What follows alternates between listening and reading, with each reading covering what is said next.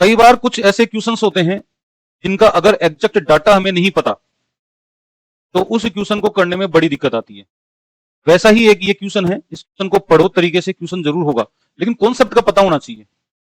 In which of the following pair electron gain enthalpies of constituent element are nearly same or identical.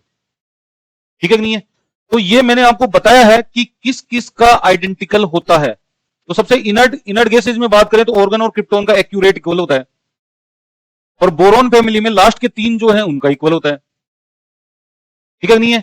और जो first A है आपका alkaline metal है, आपके alkali metal है, उन एल्कली मेटल्स में भी आप देखोगे 19-20 का क्या है डिफरेंस है। तो एल्कली मेटल आपका कौन सा हो गया 19-20 का डिफरेंस है। ठीक है नहीं है? तो एक तो आपका सी वाला आंसर आ गया। अब सी के साथ एक तो बी है, सी के साथ आपका ए है, एक सी के साथ डी है, तो आई और 80 तो बहुत ज्यादा डिफरेंस हो गया है ना? ऐसे क्वेश्चन मरवा देते हैं एग्जाम में। तो उसके लिए जो है ये डाटा आपको याद होना चाहिए, ये डाटा जो है आपको पता होना चाहिए। आप देखो इधर सोडियम और पोटेशियम अपने पास एक ऑप्शन में था, क्या ये 19-20 है? नहीं है ना। पोटेशियम रुबेडियम 19-20 है, रुबेडियम सीजियम 19-20 है। भाई 47-46 में कितना डिफरेंस है, समझ में आई? उसके बाद ये देखो ना, गैलियम इंडियम टीएल, इनकी 29-29-29 है, तीनों की इक्वल है कि नहीं है? अगर बेरिलियम और मैग्नीशियम भी आता पेयर तो उसकी भी 19-20 के तहत अपन ऑप्शन में रख सकते थे, नियर बाई सेम है।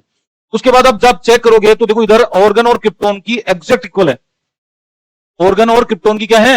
एग्जैक्ट इक्वल है। इस हिसाब से आपका आंसर क्या होगा भाई, बताओ देखिए। इसके हिसाब से आपका आंसर होगा, बोले सर एक तो आंसर आपका ए हो सकता है और एक सी हो सकता है, इसका मतलब third is the correct answer. Concept समझ में आ गया क्या कैसे किया? अगर नहीं पता तो नहीं होगा क्वेश्चन, और पता होगा तो कर जाओगे।